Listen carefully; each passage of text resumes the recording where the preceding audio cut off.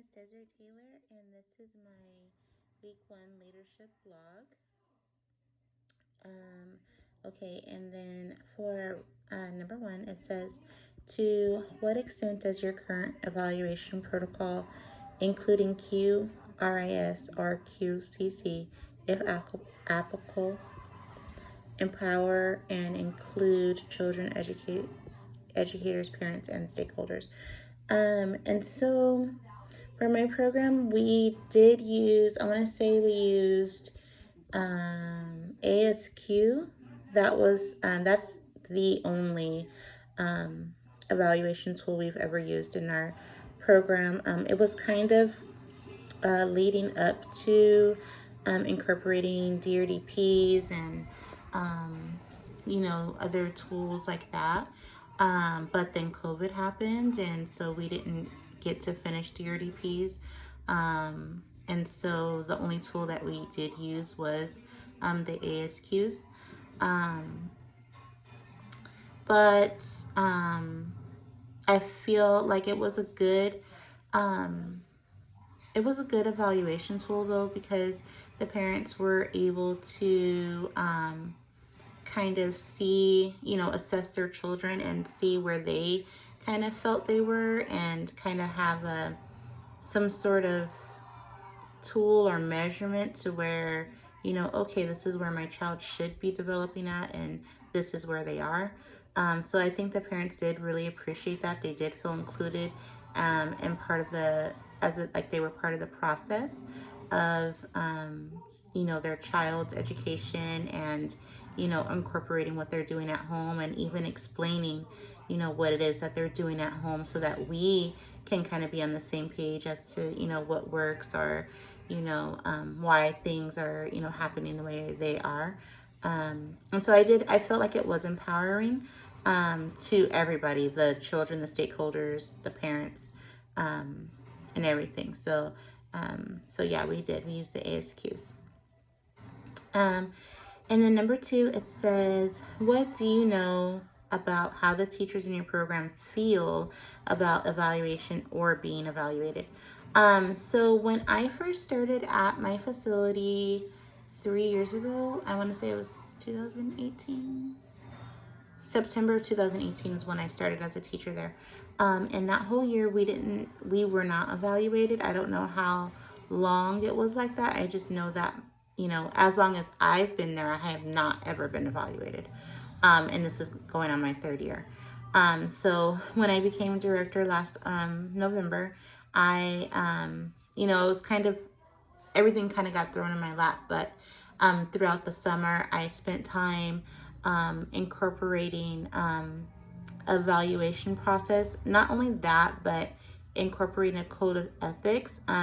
I use the NAEYC as my reference, and building like our own code of ethics, things that, how we treat the children, our standard of care towards the children, our standard of care towards one another. And so I spent time developing that over the summertime. And when we went back to school, when school started, we had a few staff days. And so I spent time um, working with each teacher one-on-one, developing their goal for the year, educationally and professionally. They came up with two professional goals and one educational goal. Um, and so what I know, how they felt about it, I think they felt, kind of like, okay, wow, this is a lot. Why are we doing this? We haven't done this before. Um, I think that's how they felt, but I think it was kind of good though, because that way they knew that they had to be accountable to something. It's not just, I'm going to act however I want to act, or I'm going to, proceed however I want to. Like, we have a process. This program has a process of how we do things.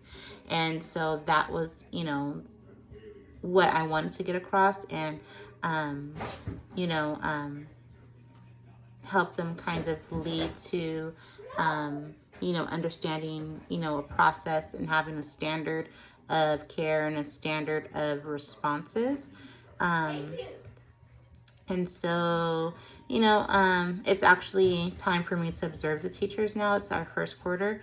So I need to take some time to go to each of the classrooms and spend some time in, observing their environments and their interactions with the families. And so we'll see how they feel about that.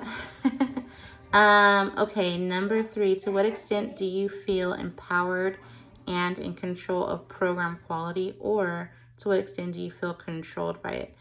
Um, this is a hard one for me because I really, desire um, higher quality implemented into the program.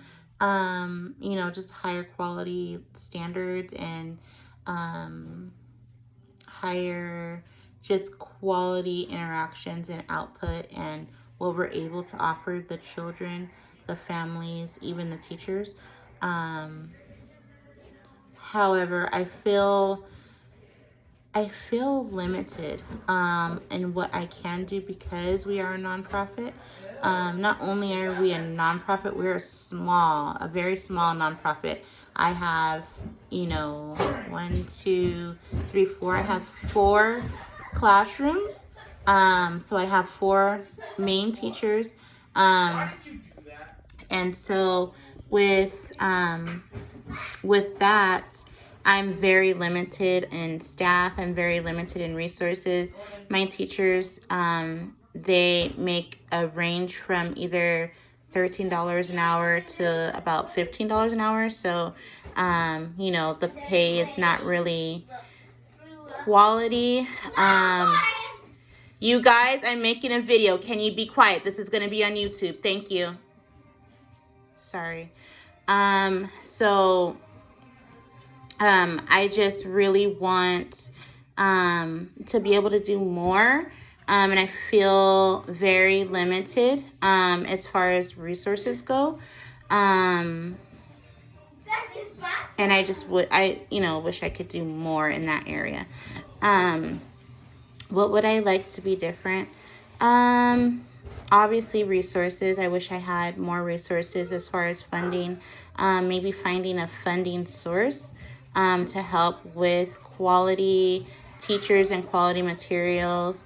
Being able to have a smaller ratio, and you know um, that's my biggest thing, is just quality.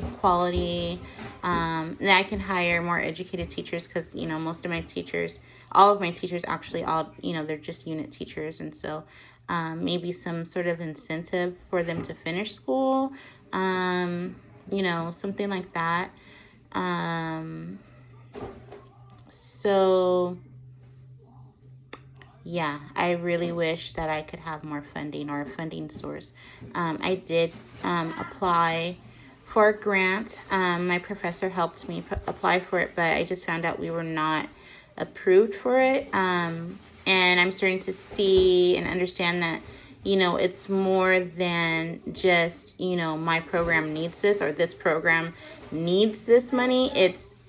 I'm seeing that there's more, it's like politics in it within the the grant process. There's politics in that. So it's gosh, it's kind of um exasperating, but I guess just working towards finding other routes and ways to advance the program. And that's it. Thank you.